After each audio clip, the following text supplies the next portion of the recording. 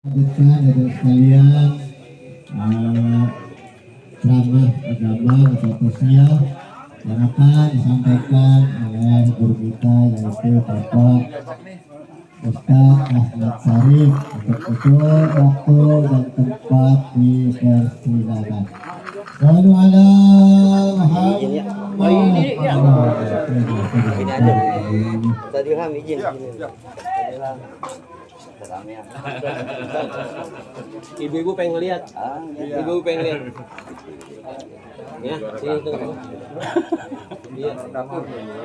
Bisa wae udah tadi lah.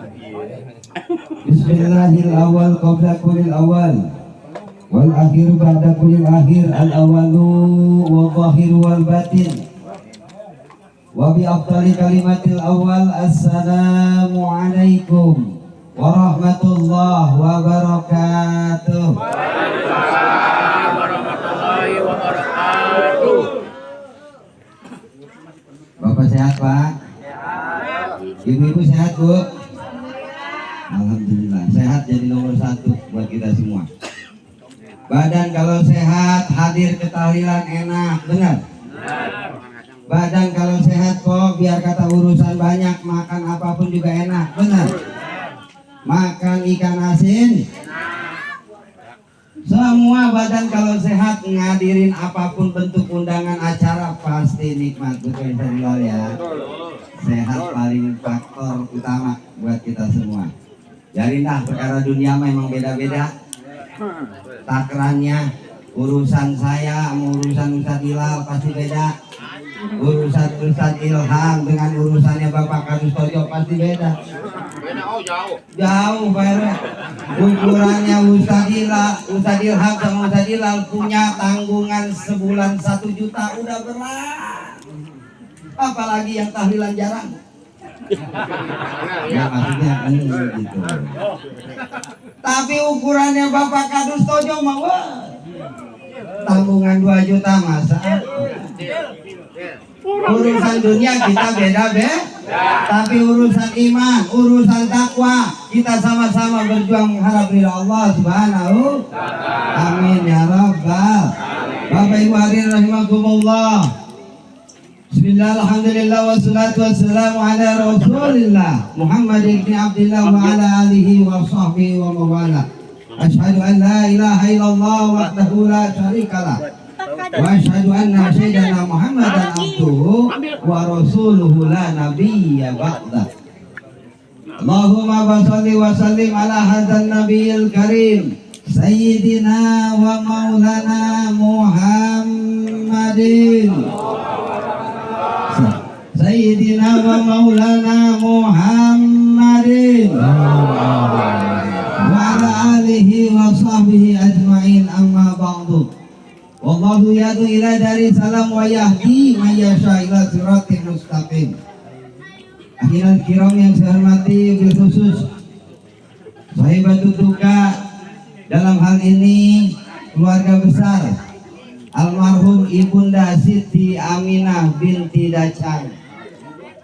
Terkhusus yang saya hormati Kakanda Abang Din Bleget, beliau kombes saya. Terkhusus yang saya hormati segenap para alim, para ulama, para ustadz wa asatid al-haj. Bil khusus ayahanda Bapak Ustadz Ilham, bil khusus ahinal kiram Bapak Ustadz Hilal, bil khusus Bapak Ustadz Amil Heri, terkhusus ahinal kiram Bapak Ustadz Andi. Tak lupa Bapak Ustadz Sukir, Bapak Ustadz Herman Latif, Bapak Ustadz Seiran Ri'i. Amin. Ustadz lagi maksud. Amin ya Allah. Yang ngambek ntar WA lagi. Bapak Ustadz Samsuri, segenap para asatidz, para alim ulama lainnya, guru ngaji, para sepuh alladzi lam yuzkar ismuhu litasrifan wa ta'ziman bil ilmihi, yang saya sebutkan namanya lebih lengkap satu persatu, namun tidak mengurangi rasa hormat dan takjub saya atas keilmuan beliau. Dan tak lupa yang saya hormati aparatur pemerintah dalam hal ini, segenap aparatur pemerintah desa lingkungan desa Cibinong. Bapak Kadus hadir. mewakili Bapak Kades. Bapak RW hadir. Lu getol, orang getol sumpahin. Bapak RT segenap aparatur pemerintah lainnya, kita doakan segenap para pemimpin kita, mudah-mudahan senantiasa menteladani dan bisa mengikuti jejak kepemimpinan Rasulullah Shallallahu Alaihi, yang mana sampai saat ini nggak ada yang bisa ngikutin jejak kepemimpinan baginda Rasul ketika diberikan satu amanah. Kalau dibandingkan panglima perang, satu-satunya panglima perang yang paling berani adalah Rasulullah. Dibandingkan wakil rakyat, satu-satunya wakil rakyat yang memikirkan rakyatnya adalah Rasulullah. Lebih mengedepankan kepentingan rakyatnya daripada kepentingan pribadinya. Rela beliau mah perutnya lapar, yang penting rakyatnya kenyang. Itulah Rasulullah. Beda sama pemimpin kita, benar? Dulu perasaan kalau pemimpin kita nih, kalau mau dipimpin kalau mau dipilih ngedatengin rumahnya orang-orang wong cilik, benar? Yang saya mau di atas terbalik jadi wong licik, ngaur-ngaur janji. Ketika duduk dapat kursi jabatan, dia duduk enak-enak, ongkang-ongkang di kursi goyang pakai dasi pepanjang-panjang, sehingga timbul peribahasa Jawa Barat, Jawa Timur, yang melarat makin melarat, di atas makin buntil-buntil isi kelapa, buah berbulu namanya rambutan. Rakyat kecil kelaparan tidak mengapa, yang penting di atas perut bapak ngegendutan. Hadirin rahimakumullah, mudah-mudahan pemimpin kita senantiasa dapat mengikuti akhlak kepemimpinan Rasulullah SAW, senantiasa membawa amanah. Ibu hadirin rahimakumullah, semua jamaah yang hadir jamaah taklil malam ke-7, mudah-mudahan hadirnya kita dari rumah kediaman Sohibul Duka ke sini senantiasa berada dalam naungan ridhonya Allah Subhanahu wa taala. Amin ya rabbal. Hadirin rahimakumullah, ini adalah buah dari ujian. Sohibul Bait, tuan rumah keluarga besar Ibu Siti Aminah saat ini sedang diuji. Yang namanya kematian bagian dari ujian. Hidup ini tak pernah lepas dari yang namanya ujian, Bapak Ibu. Kalau kau tahu mau diuji, nggak usahlah kau hidup, selesai. Kok bisa begitu Ustaz? Janji Allah. Ingat kata Allah, alladzi khalaqal mauta wal hayata liyabluwakum ayyukum ahsanu. Tidaklah aku jadikan hidup dan mati ini bagian dari ujian. Liyabluwakum, Bapak Ibu. Maka pantas ketika salah seorang mufassir yang bernama Syekh Sulaiman Al-Atqan di dalam kitabnya Juddatut Tafasir min Fathil Qadir, beliau mengatakan kalimat liyabluwakum ini adalah kalimat ujian yang hanya mampu dirasakan bagi mereka yang beriman. Bagi mereka yang tak beriman, yang merasa hidup ini suka-suka, yang merasa hidup ini bagian dari kesenangan belaka, sebatas tidur nyenyak, sebatas perut kenyang, nggak pernah dia memikirkan hidup ini bagian dari ujian. Itulah mereka-mereka yang tak pernah beriman. Tapi beruntung kita yang beriman, kita jadikan hidup ini bagian dari ujian. Kenapa? Karena orang yang hidup menjadikan hidup ini bagian dari ujian, dia akan berhati-hati dalam menjalani hidup. Di muka bumi Allah dia nggak sembrono, diberikan jabatan dia amanah, diberikan anak dia didik, anak itu sesuai dengan jalannya Allah, diberikan pekerjaan, diberikan penghasilan, dikasih rezeki sama suami, dia manfaatkan rezeki dari suaminya ini di jalan Allah. Bukan pakai bayarin cicilan Bang Emok yang kagak ketahuan sama orang lain. Ini semua sesuai dengan karakter manusia yang beriman, yang menjadikan hidup ini bagian dari uji. Liyabluwakum, Bapak Ibu. Saking spesialnya kalimat liyabluwakum ini menjadi satu makna intibar buat kita semua. Kenapa? Karena di balik itu semua pelajaran yang paling berharga adalah mencerminkan dari apa yang terjadi. Pantas perjalanan kehidupan dan kematian ini di awal dan di akhir menjadi pelajaran yang bermakna buat kita.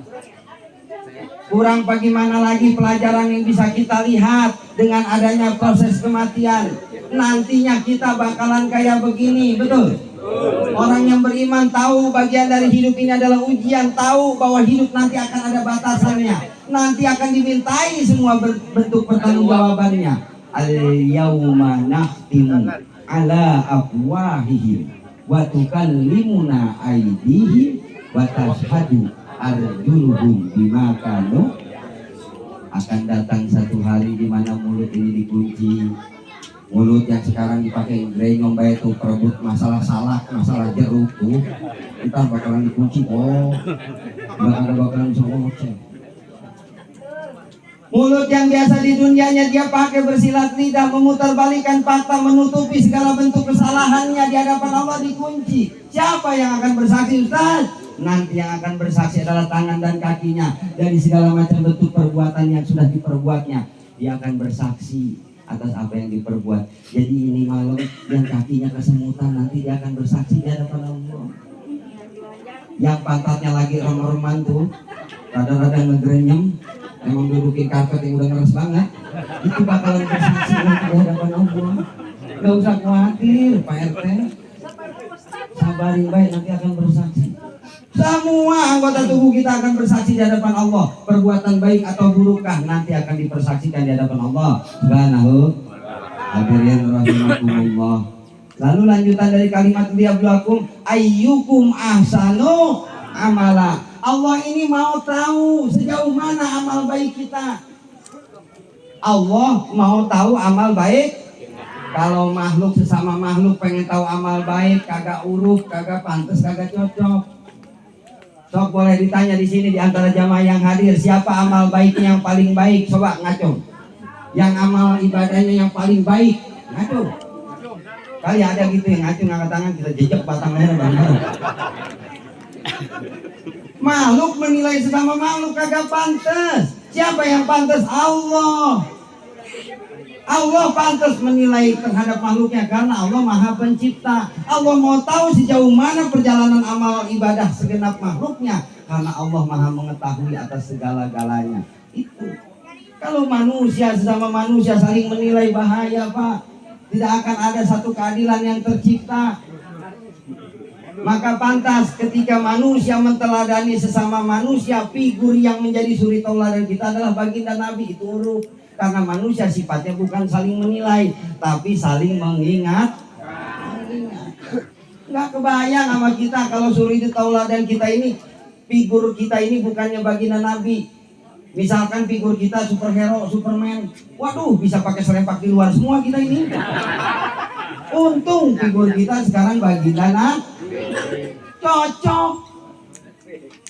Allah mau tahu sejauh mana amal kita. Inilah maksud dari perjalanan hidup yang menjadi satu bagian dari ujian, di mana orang itu sadar bahwa hidup ini bagian dari ujian, hidup ini punya batasan. Maka di dalamnya dia senantiasa berhati-hati menjalani hidup supaya apa? Supaya bisa menginvestasikan dirinya agar senantiasa menuai kebaikan kelak di akhir hayat. Nanti ada yang namanya akhirat. Akhirat abadi kekal selamanya. Pantas kata Imam Al-Ghazali, kalau kau mau tahu besaran akhirat, kalau kalian mau tahu bagaimana gambaran itu akhirat, main-mainlah kalian ini ke laut. Lalu setelah main ke laut, celupkan jarimu di laut. Ketika ada air yang menetes dari jarimu, itulah yang disebut dengan dunia. Sisanya air laut yang penuh dengan hamparan, itulah disebutnya akhirat. Kecil urusan dunia.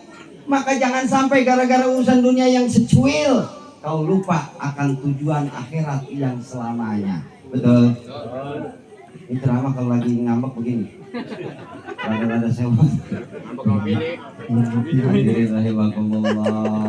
Ujian semuanya bakal Gak ada yang lepas dari yang namanya ujian kok. Semuanya diuji. Ustaz, perasaan tetangga saya mah senang baik, kata siapa? Setahu kita doang. Kita mah nggak tahu dia puyeng mikirin kreditan rumah, dia mikirin kreditan motor, cuman lantaran kitanya kepo. Tetangga beli termos, bini kita yang golak. Tetangga beli motor PCX, orang wadon yang ngebul kudunya kenapa teh ngebul? Tetangga beli kulkas 4 pintu, bini kita yang meriang panas dingin. Salah. Enggak di sini. Sama komunitasnya mah mau nyangka itu. Padahal lakinya kan tukang macul. Hadirin rahimakumullah. Urusan dunia, apa yang menjadi penilaian kita belum tentu keukur dengan pribadi kita. Kenapa? Karena takaran dunia beda-beda. Yang namanya takaran dunia beda-beda, bagaimana bentuknya Ustadz? Beda, Bu, Pak. Seperti yang tadi saya gambarkan dalam urusan duniawi kita beda-beda. La yukallifullahu nafsan illa wus'aha ma kasabat wa 'alaiha ma. Beda, takarannya beda. Apa yang Allah berikan ujian kepada kita itu berdasarkan takaran kemampuan kita. Saat ini misalkan si Anu lagi diuji, nggak usah khawatir pakai puyeng stres sampai gantung diri segala. Emang takarannya udah pas, Allah ngasih ujian begitu. Gambaran ujian seseorang itu udah ditakar sama Allah berdasarkan kemampuannya masing-masing. Cuman yang jadi lantaran kita menganggap ujian itu berat karena hati kita jauh dari Allah. Kalau kita dekat dari Allah, masa Allah kok nggak ada urusan yang sulit buat Allah mah. Wa idza arada syai'an ayyakula lahu. Kalau ngaji serius enak begini, Pak. Maka ngaji serius mah santai sambil ngopi, sambil ngerokok, ngelekus tuh udah. Enggak usah dipikirin ustadznya mah. Udah yang mikirin tuan rumah, enggak usah takut. Santai. Benar, Bu? Ibu hadirin rahimakumullah.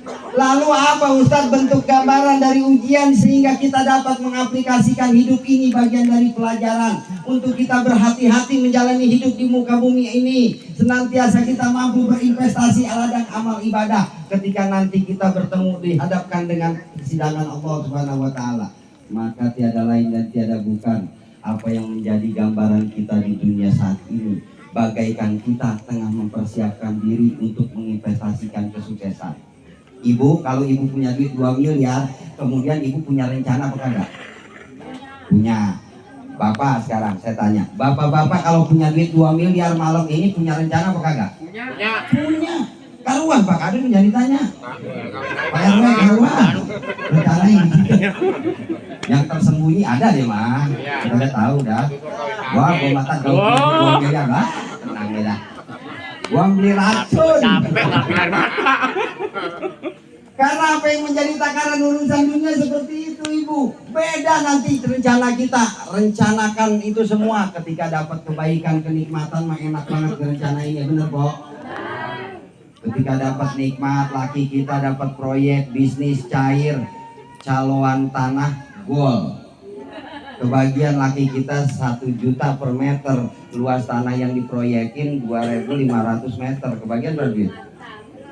250 juta. Ada hak usaha di situ. Ya. Berarti 50 Pak. Yang salah bapak-bapak sih. Salah nyari bini. Hadirin rahimakumullah. Ketika takaran dunia ada, kebaikan dunia dapat, orang penuh dengan rencana. Rencana dunia mah gampang banget direncanainnya, enak. Yang paling sulit saat ini adalah orang itu merencanakan kesuksesan, keberhasilan, dan kebaikan di alam akhir. Susah. Kalau itu gampang, Masya Allah, Ustadz Andi nggak kudu kegeroan. Hadirin sekalian masyarakat jamaah Kampung Alas Tua, beduk maghrib 5 menit lagi. Mari kita mempersiapkan diri untuk hadir ke masjid yang kita cintai ini untuk sholat maghrib berjamaah. Nggak kudu cerita begitu. Karena masyarakatnya udah sadar lagi investasi rencana untuk akhir. Nggak kudu repot-repot Ustadz Ilham sampai ceramah sampai ngebusa-busa mulutnya supaya jamaahnya pada sadar. Nggak repot-repot. Kalau semua udah tahu rencana hidup, kalau semua udah sadar tentang investasi akhirat, saya yakin Pak, ini jamaah tajiyah yang hadir nggak segini, no sampai ke pelataran sono no. Kenapa? Karena udah tahu bagian dari rencana hidup ini meraih kebahagiaan dan kesuksesan di alam akhir. Hadirin rahimakumullah. Tuh makna dari kalam kalimat alladzi khalaqal mauta wal hayata liyabluwakum ayyukum ahsanu amala.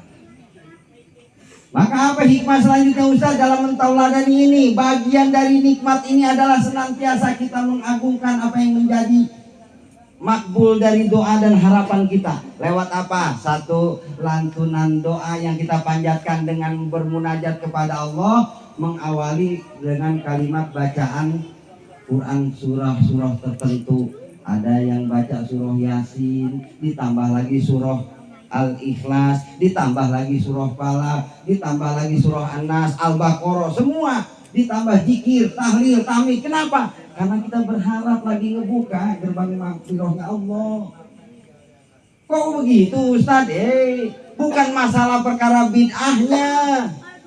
Saya kasih tahu Bapak. Bapak sekarang datang nih anak ngoyor, tiba-tiba minta duit. Orang pukul lagu, Pak minta duit apa gua? Kira-kira kita bakal ngasih apa kagak? Sewot yang ada. Lagu kentut kali beli bocah. Kali begitu. Tapi kalau tuh bocah datang, tiba-tiba nih ngebujukin kita. Bapaknya jelek dikata ganteng. Bapak ganteng amat Pak, tumben hari ini padahal jelek. Ya ini contohnya kok, bukan info. Dibujuk. Bapak mau kopi nggak Pak? Bagian Pak, Neng dibikinin. Ujung-ujungnya tuh bocah curhat, Pak. Neng besok pengen ada acara reuni sama teman-teman SD. Bagi duit nggak Bapak? Kira-kira dikasih nggak? Kebeli hati kita. Maka dari pola para ulama terdahulu, nih buat acara forum macam begini, ini bagian dari strategi. Kenapa? Daripada kita kagak pukul lagu ora karuan, berharap dari apa yang menjadi makom-makom ijabah ini ada di sini. Bisa jadi gerbang ijabah itu adanya di Kumis, bisa jadi gerbang ijabah itu ada di Ustadz Latif, bisa jadi makom ijabah itu adanya di semua, ada yang ada di sini. Ustadznya mau belum tentu dijabah, bisa jadi. Kenapa? Karena harapan dari kumpulnya kita di sini ada makom ijabah yang Allah kabul doanya hingga tembus ke langit. Ini yang diharapkan oleh Sahibul Bait. Maka pantas dalam berdoa kita mengawali dengan kalimat sholat. Kenapa harus sholawat Ustaz? Ini bagian dari contoh. Sayyidina Adam ketika diampuni dosanya gara-gara berbuat dosa dilempar dari surga ke alam dunia, tobatnya 80 tahun dia sujud, diterima tobatnya oleh Allah gara-gara membaca sholat. Kita harus sadar semua banyak kisah-kisah tertentu, apalagi yang perlu kita khawatirkan. Kenapa harus begini Ustaz? Karena cinta baginda Nabi ini tak terbatas sama kita Pak. Cinta kita mah sama bini ada bosennya. Bener Bang? Jangan pura-pura nggak Bang? Tahu. Dulu iya, cinta banget Ustaz. Giliran sekarang gimana? Ada berkurang Ustaz roman-romannya mah. Banyak banget nuntut marihinnya. Udah orang sesuai sama tuntutan, orang sesuai sama pendapatan. Mending kalau kencang kulitnya udah gede-gedekan. Contoh. Kan begitu. Cinta kita mah sesama manusia, Masya Allah, punya batasan. Tapi cinta baginda Nabi terhadap umatnya nggak ada batasnya. Kenapa? Bukti contohnya, ketika baginda Rasul hendak dicabut nyawanya, Allah Subhanahu Wa Taala mengutus kepada malaikat petugas pencabut nyawa, Hai Israel, Samina ya Robbana ya Rob, Samina watona ya Rob. Kau cabut nyawa kekasihku Muhammad, tapi aku berpesan cabut nyawanya dengan pelan-pelan. Baik ya Rasul, baik ya Allah. Datang Israil ke Rasulullah mencabut nyawanya baginda Nabi. Izin beliau, wahai Muhammad, aku diperintahkan oleh Allah untuk mencabut nyawamu, maka laksanakan Israil kalau memang ini sudah menjadi tugasmu dan ketentuan Allah. Tapi nanti bilang ya Mat, kalau memang sakit. Ketika dicabut sakit, enggak ya Israil. Sakit ya Muhammad, enggak. Sakit ya Muhammad, sakit Israil. Gambaran sakitnya bagaikan kambing yang dikuliti, sayat kulitnya semasa hidup-hidup. Maka saat itu Rasulullah mengangkat tangan, ya Rob, tolong timpakan sakit dari sakaratul maut yang aku rasakan kali ini. untuk segenap umat-umatku ya Rob, jangan kau timpakan sakitnya kepada mereka, cukup bagiku saja timpakan kepadaku. Cintanya Nabi sama kita. Kita belum lahir, Nabi udah mendoakan kita dengan kayak gitu.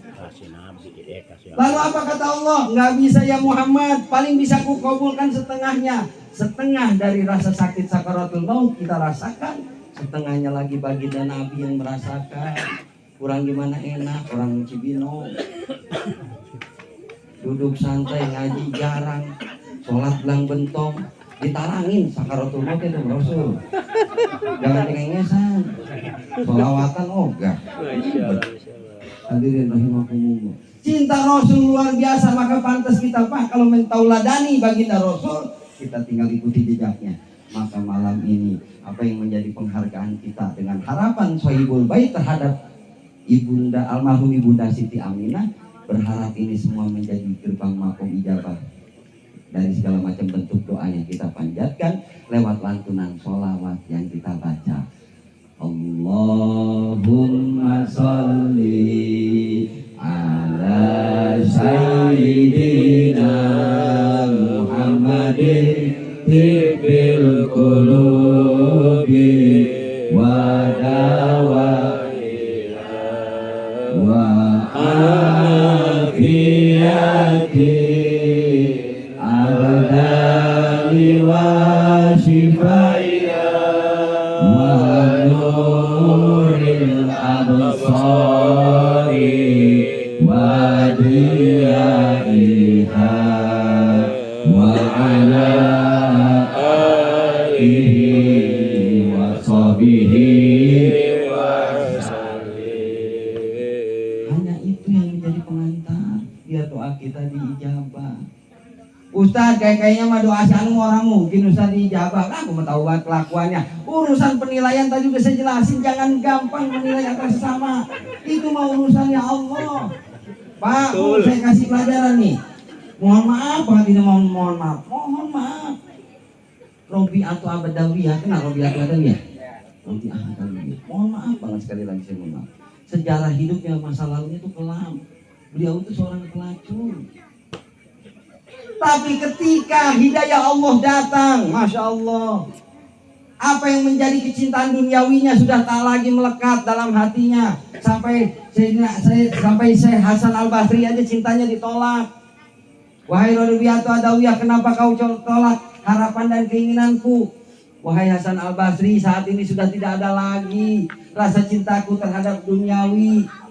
Cukup hanya pada Allah saja aku tanamkan rasa cintaku saat ini. Masya Allah, Pak.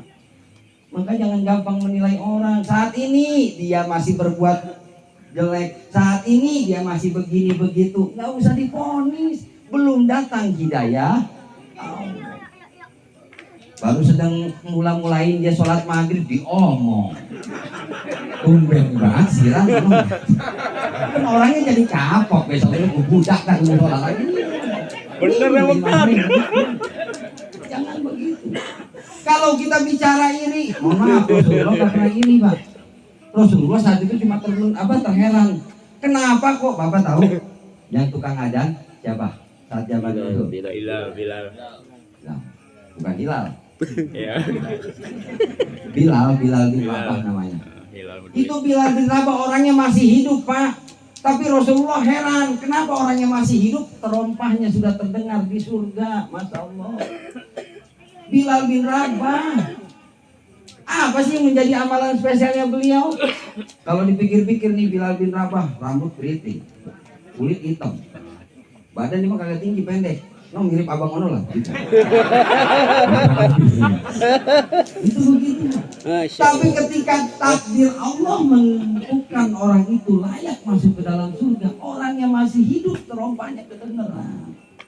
Ini bukti apa yang menjadi harapan kita tentang perkara akhirat. Kita rencanakan dari sekarang dengan penuh berharap sama Allah. Nggak usah berharap untuk dinilai oleh orang lain, apalagi berharap untuk dinilai oleh sesama. Ini gambaran poinnya.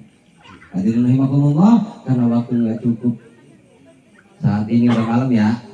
Ngaji nggak usah panjang-panjang Pak. Lagi sedang enak-enaknya kudu berhenti. Karena ini strategi pemasaran. Ya, maksudnya gitu sebenarnya ada nih Allah wa iyyakum ajmain. Kita doakan mudah-mudahan almarhumah Ibunda Siti Aminah binti Dacang senantiasa diterima amal ibadahnya oleh Allah Subhanahu wa taala. Ditempatkan di dalam surganya Allah, diterangi alam kuburnya, dijadikan makom sebagai makom rodok min riyadil jannah. Amin ya rabbal Al-Fatihah binyatil qabul wa rusul wa ilahaqat rasul binyati matul khususun Ummi Siti Aminah binti Dacang. Al-Fatihah.